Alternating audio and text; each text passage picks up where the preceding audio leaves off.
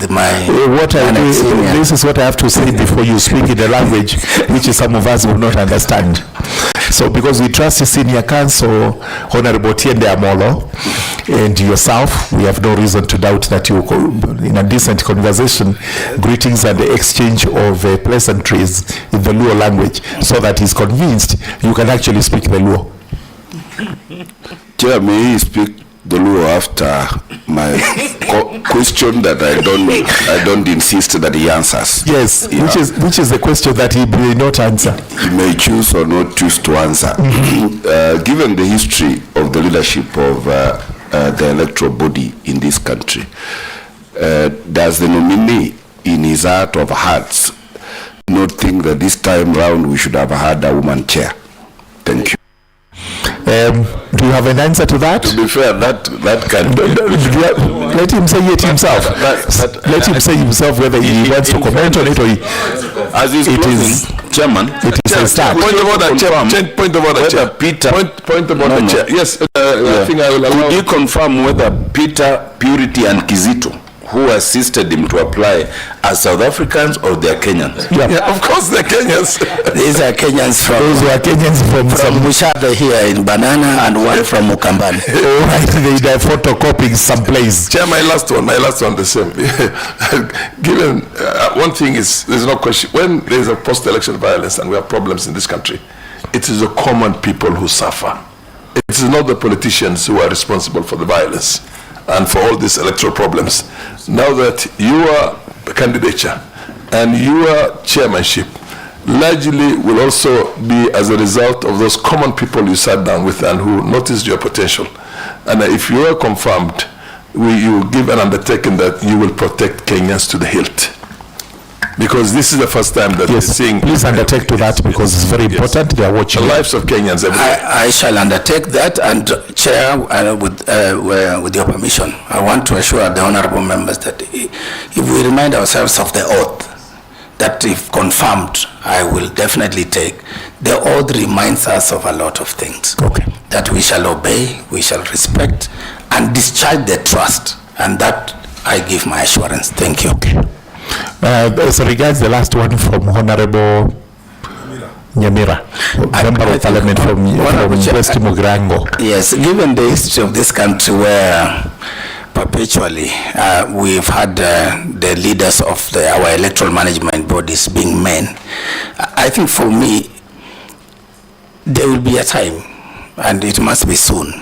Probably, if confirmed, it should be perhaps the last male chair we give a break, so that then our able ladies also discharge this responsibility. And I have seen many very successful women run bigger institutions. Absolutely. The rest of it is contained in the selection panel report, which we shall be looking at as regards how many names were taken, whether any ladies were in there. Now the law. Can you have an Chair. All right. What we do is because there is an objection from Honorable Karemba. Yes. Because you do not understand what you are going to be saying. And again, I invite. Not the question, Chair. Let's be clear. I did not and I do not seek the nominee to speak in law. What I want to understand is why he has listed the law as one of the languages he speaks, and Spanish. Those two. Just has he put it Turkana? Yes. He's put Turkana, Swahili, English. Then he also speaks the Luo. He speaks Spanish. I speak Kikuyu, and I'm not a Kikuyu. I don't think he needs to explain that one. I think I'm not an Arab. So why do you speak the Luo? Chair, can he add when he will start speaking Ekegusi? Honorable Farah, order, please. Why do you speak the Luo? Just briefly tell us how you came to. It is a reflection, Honorable Chair, of my journey. At some point when I was very young, I lived with my mom in a place called Nyawita, somewhere in Kisumu. And my first primary school, I attended there, and that's the language that I picked as a child. It was picked as your mother tongue. Somebody taught me Kikamba as my mother tongue, and I'm not a Kamba. Thank you so much. Thank you very much for the chairperson. Of Kenyans, there is no big difference between Atharaka and Anyway, that's with a light touch so that we make it as lively as it can be. Erastus, thank you very much for appearing before us. We are through with the session.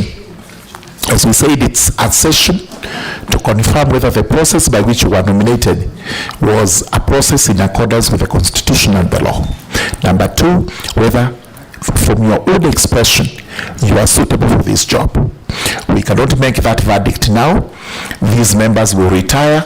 They will evaluate everything that is before us, including what you've told us, and we'll make a report to Parliament.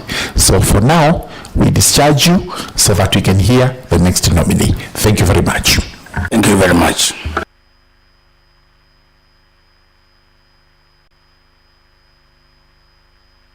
Return to him his original documents. The rest of them can remain with us, the copies. Okay.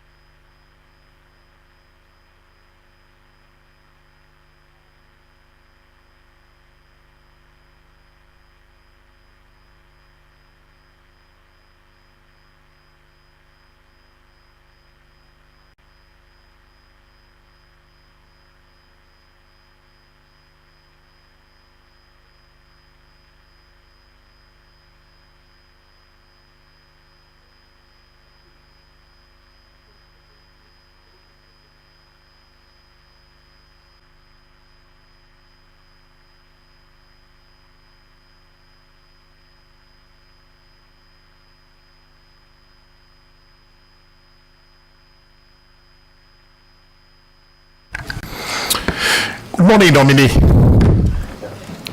morning to you, Chairman. The presumption is that before us is NDERITU. Yes. Nominated Commissioner for IEBC. Sure. Thank you. Welcome to Justice and Legal Affairs Committee. Thank you. We are going to go through the vetting process. This is not an examination. It's purely to confirm that the process by which you were nominated was due. And number two, that you're suitable for this position. So these are the members of the Justice and Legal Affairs Committee. We'll introduce ourselves to you. You introduce yourself afterwards. Then we shall give you 10 minutes. You tell us who you are. And then we'll ask you a few questions, just a few. I know we've interacted with you from your office, which you hold now, but that does not in any way hamper our ability to confirm your suitability for this particular office. Sure. So we will not be biased and we shall not be discriminative against you. So with those remarks, I introduce myself, George Kitonga Murugara, Member of Parliament for Tharaka Constituency. I'm the Chairman, Justice and Legal Affairs Committee. Thank you, Mutuse, MP Kibwezi West, Vice Chair.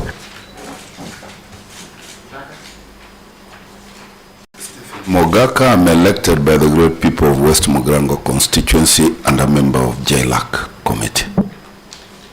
Molo, member for Ariada. Mushangi Karembe, member of Parliament for Runyenjes and a member. John Makali, member of Parliament for Kandui constituency, a member of this committee. Wood, Wajir East.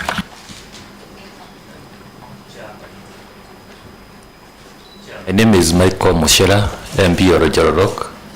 and I can disclose that nominee is my constituent, but of course I'm not conflicted. Thank you. Right, Honorable. Thank you, Chair. My name is Zulekha Harun, nominated member and a member of the Jailer Committee. Get. Thank you, Chair. My name is Peter Chemweno. I'm Director at Departmental Committees, and on my left are members of staff who serve in the Departmental Committee on Justice and Legal Affairs, and they comprise committee clerks, legal counsel, research officers, and other administrative officers. Thank you. Thank you. Thank you very much. That is sufficient for introduction. Ms. NDERITU. Yes, Chair. We will administer an oath upon you. You tell us which is your religion or we affirm you. Number 2, you will give us after signing the oath, you will give us your original certificates. We confirm whether what you've given us as copies does tally with what you have. Number 3, you sit down and give you maximum 10 minutes. You take us through the journey of your life since birth up to today, when you hold that office in the register of political parties, and you can say anything about elections in Kenya. Thank you so much for that. Sergeant at Arms, can you please administer the oath? Now she can choose a book, the Holy Book, or affirm. Chair, I'm a Christian. I use the Bible.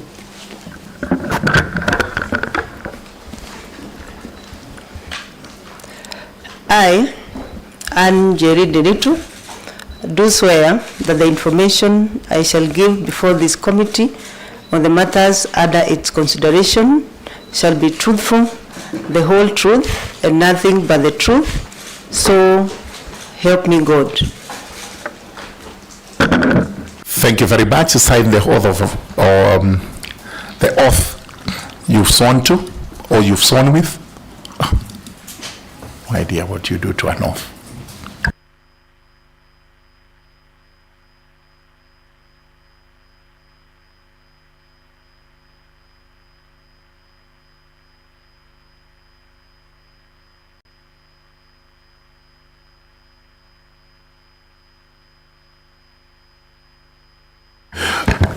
Thank you very much. You may now give out your original certificates if they are near. If they are not near, then the original certificates, they've already been issued, given out. Thank you very much. Very good. And certificates are given out, so you don't have to worry. Now, in less than 10 minutes, tell us who you are. Walk us through the journey of your life up to today in less than 10 minutes. Okay. Thank you, Chair, and thank you for the opportunity to appear in this honorable committee. My name is NDERITU. I was born and bred in Nyandarua County in a place called Oljororok, where the honorable member come from. And I went to school within Nyandarua County. And then after that, primary school, in a primary school called Weru Secondary. Then I went to Wajohi Girls. Then after that, I went to Moi University to take a degree in education. I did a bachelor's of education, specifically in literature and English. After that, I started my teaching career in Murang'a. I taught for about 2 years. Then after that, I applied to join education administration. As names of these places where you know, people are watching you. Yeah. And when you say you taught at Kahuya Girls or one of those great schools in Murang'a, they feel extremely good. Tell us, in Murang'a, where did you teach? I taught in a high school called Mudhidi Secondary School in Marangwa constituency. After that, after teaching for 2 years, I applied for a job in the Ministry of Education to work now as in education administration. My reason for applying after those 2 years, I felt that I would do more contribution in leadership in education. And after the application, I was actually given a job as an inspector of schools. I started my inspection of schools journey from Jogo House, later posted to Kiambu County, the Raja Kiambu County then. And in the process, I got promoted. I was posted to Kiambu West, which its headquarters was in Limuru. At Limuru, I worked as an area education officer, and then also as a district quality assurance and standard officer. Then within the district, within that particular year, I was also promoted again to become a district education officer, which I worked briefly in Limuru, and then I was later posted to Ukabani, Makueni, specifically in Boni constituency, and Bubuni was the center where I went to start a new district. After working as a district education officer, maybe to bring where I am today, when I was working in Limuru as a district education officer and quality assurance, that is when 2007 post-election violence happened, and I had the responsibility of, together with other leaders in the district, we had the responsibility of settling the people who came from other areas where the violence had happened to centers within Limuru. One of the centers was called Kiradimo, and we had to start as the education, we had to start the centers for how to take care of the children. And I saw children who came without their mothers. Others did not know where their parents were or the siblings. I saw mothers who never knew where the children were. I saw people who really were desperate, others were wounded. I saw mothers also going through labor within the center and all that. And I think that is the first point it awakened me that there's something called elections, and elections can be managed. And it aroused my interest from that day. And I said, one day, I was a youth, I was a young girl. And that day I said, one day I will learn elections.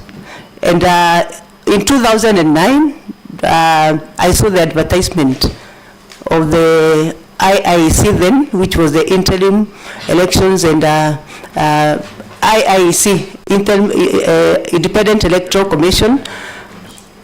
Yeah, that's when I threw in my application. Then I was a DO in Ukabani, and by God's grace, I got an opportunity to be hired by that particular institution. Then I worked there in the IEBC for the 2 years, and then we were later absorbed by IEBC when the IEBC was now formed. What were you hired as? I was hired as my first hiring at IEBC was manager partnerships. I was in charge of stakeholder engagement, resource mobilization, donor engagement, and generally special interest groups. So I worked there for about 5 years in that docket. Later, I also acted as the director of voter education and partnerships for also another 2 years. And later, after that, I went to head electoral training, now in the operations docket. So I also worked another 4 years in that particular training docket. So in total, I worked in IEBC for 9 years. After that, an opportunity arose at the Office of Registrar of Political Parties, and government then was looking for someone to go and sit in an acting capacity as they recruited the Registrar of Political Parties. The then IEBC chair, Wafula Chebukati, seconded me to go, of course, with the consultation with government, to go and act as the Registrar of Political Parties, awaiting the recruitment. That was 2018. Later, which was supposed to be acting for 6 months, later turned out to be almost 2 years, which I acted, and later the position was advertised in the year 2020. I applied, and the rest is history, because now I was confirmed as the Registrar of Political Parties. So in total, Chair, I've been working as the Registrar of Political Parties for a period of 7 years. And it has been a long and bumpy, sometimes a bumpy journey, but through it all, I've seen the institution grow from what I met as about 46 staff to now around 120 staff. We have 12 offices established in the counties. At the Office of Registrar of Political Parties, I've also established systems. One of it is digitalization of all the processes, including membership recruitment and ensuring that Kenyans are recruited in parties they actually would want to belong. So one of the major issues was fixing systems and making the institution work. We have also had legal review and legal reform. And also at the OLPP, I'm also the accounting officer and the authorized officer. And Chair, I can report that for the last 6 years I've been at that docket. I've had clean audit reports, and clean I mean without qualified opinion. Of course, there are some issues that I usually come to respond to, as it is the practice, but at least we have had without qualified opinion. Chair, in terms of election capacity and what I've done at IEBC, I worked to develop the training manuals that are used up to date, more than 16 of them. I was leading a team that developed those training materials, and they are used up to date, and you can see the many of them. At OLPP, I've also developed similar training materials and information books and policies that allow the institution to run. Chair, I can also confirm when I was working at IEBC and the partnership department, I also developed policies and also frameworks for engaging partners, and also developed policies on how to engage the special interest groups. I'm also an accomplished bridge trainer, which is a training which is one of the highest accrediting training that you can have in the electoral space. Apart from holding the degree in education, in literature, I also hold a master's degree in linguistics, and also hold a diploma in administration. I also hold other certificates. I've been trained in elections in India for about 2 months. I've trained in election comparative training in election management in India, in South Korea, and also have many bench making across the world. I've also been involved as an election observer in at least 21 countries in the globe. I've also trained different institutions, including electoral commissions, in elections management. So I'm very sound with electoral policy and electoral training and the operations of elections not only in Kenya but also in the region, and comparative across the group. I'm also all round because I've also managed political parties. I've engaged political parties back to back. Probably I'm among the very few Kenyans who are able to say that I know elections back to back, because I've worked right from when a person expresses interest to learn for elections up to the time the person is elected. I know the processes back to back, starting from expression of interest and then coming all the way to become an officer who have been elected in a particular position. I'm able to relate and process all that information. Thank you. Thank you very much. I think you're good delving into your experience into this, but these members have questions for you. Sure. To show that the process of your nomination and your suitability for that job. So I think we start straight away. We have one lady who is sitting with us, Honorable Zulekha. Should be the first one.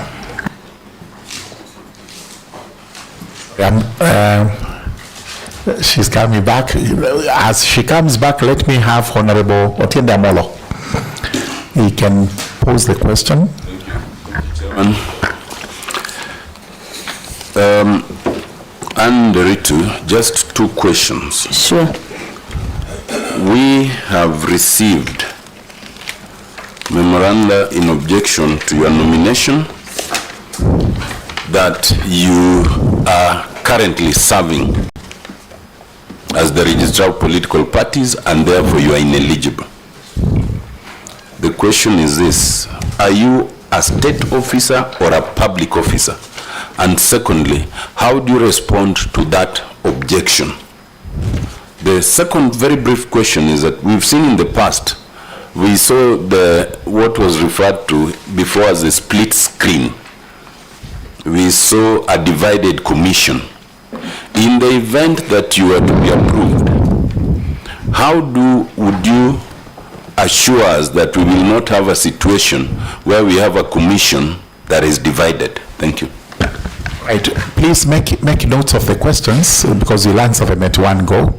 Okay. And I will note the first question was on your appointment. Sure. Very good. Honorable Karemba Mushangi. Pose your question. One question, please. Thank you, Chair. Thank you, Chair. I take notice of a very good presentation of by the nominee, and I saw somewhere in her very good. I saw somewhere in her submissions that she did something on facilitator for running to win 2027 agenda. And I am curious to know, what is this? What is this mission? Is it is your application to be in the commission part of the wider strategy to running to win 2027 agenda? Could you shed light to? Thank you very much, Honorable Dawood. Thank you, Chair. I was equally impressed with the nominee. She just served for 2 years after university, and she got to become an administrator in education. Sorry. Okay, so I was wondering. And then she joined IEBC later on, rose through the rank to become a director. After that, became the registrar of political parties. And if I quote her, she said she was seconded by the late Chair Chebukati, but with the approval of government. So I'm wondering, what is this helping hand that is taking her through all these positions? Is she what we call the deep state that people talk about? And I didn't even know about this running to win 2027. I'm even more curious now. And Chair, the nominee has worked for a long time in IEBC, 9 years. She has also worked 7 years in ORPP. Shouldn't there be some cooling off time? Isn't she so knowledgeable about the inner workings of these institutions that, just like the former commissioners, she should not even be allowed to be a commissioner, because she needs to cool off. We give her some 5 years before she even applies for jobs like this. Thank you, Chair. Thank you very much, Honorable Dawood. Honorable Mushira. Thank you, Chairman. Nominee, your office has been perceived to lack independence, the ORPP, to some extent that anyone who wants to register probably a political party fears that you will be the block, that roadblock, that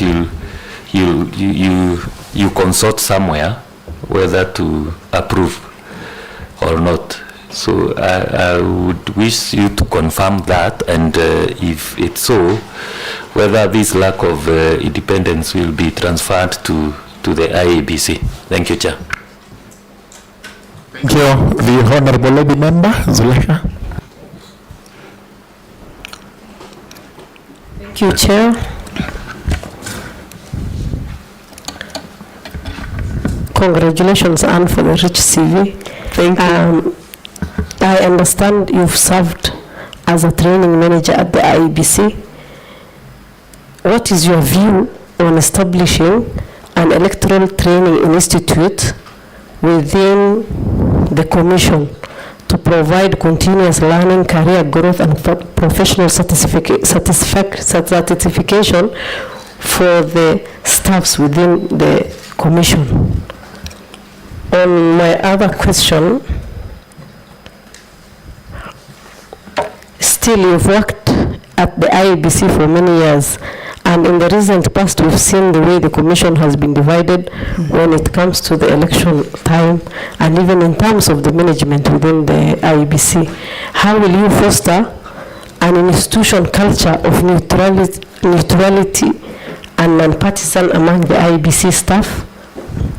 And what are some of the leadership principles you will bring to the commission plenary to ensure effective teamwork among the commissioners and the staffs? And finally, how will you respond to concerns about potential institutional bias rising from having previous relationships with staffs and stakeholders? Thank you. Thank you very much. Closely intertwined to Honorable Dawood's questions. Nominee, we give you time to respond to that. Okay. Number one. Number two, you be precise, concise, brief, so that we are able to make progress very quickly. Okay? Thank you. Thank you very much. Let's give you time for that. Yeah, Chair, I'm a linguist and I was taught summary. The first question is on my suitability, on my eligibility as a commissioner, because I am currently holding an office. My response to that, Chair, to honorable member, first, I'm a state officer, not a public officer, and I want to respond by giving a document. I don't know where it is. It's a document to the members. You can give it to a few of the members. Please, you should just give me one copy. What document are you producing? A document just to respond to that first question. Where do you respond verbally? Allow me, please, Chair, because I'm your candidate. Yes, yeah, but please. you know, this is not an examination, but, yeah, but tell us verbally what the document is all about in two sentences. Yeah. Then we shall read the rest of it. Yeah, as she gives, yeah. When I was just about to apply for the commission, I was live to that particular provision that one of the eligibility that somebody cannot be appointed as a commissioner or as a commissioner if you are a state officer. But I want to say, number one, that the law talk about appointment, and therefore the whole of this process will actually finally end up in the appointment, which now, in the meantime, we are doing the process leading to appointment. But this particular document, Chair, please, a single minute, is from the National Assembly. You are saying you have not been appointed? Yes, I have not been appointed. Thank you very much. Move to the next question. Yeah. And this document, Chair, will say why. Yeah. Thank you so much. I think because I posed the question, I need a clear answer. And I think Kenyans need the clarity of the answer. Yeah. Yes. Chair, please allow me, because that's the petition that has been given to this committee. Yeah, please, if you allow me just a few seconds, I could have. Yeah. 2 seconds, bearing in mind my time constraints. Yeah, I know. Right. There's a distinction between the two. That's what you're supposed to be drawing, actually. Yeah. Yeah. So I wanted to draw your attention to a ruling by the National Assembly Speaker on this matter. And it was ruled on 4th of December 2014, when one person who was a state officer was before a committee and it was supposed to be approved by Parliament. And without reading the whole document, I will just go to the last 2 paragraphs of what the Speaker said. He said, I therefore rule that the office of Member of Parliament of Kajiado Central or any other member does not fall vacant on account of his nomination for appointment as a cabinet secretary. Such a member will only be required to vacate office by tendering his designation just before assuming the office of the cabinet secretary. Thank you. Nominee, appointment and nomination. On the discussion. Yeah. Next question.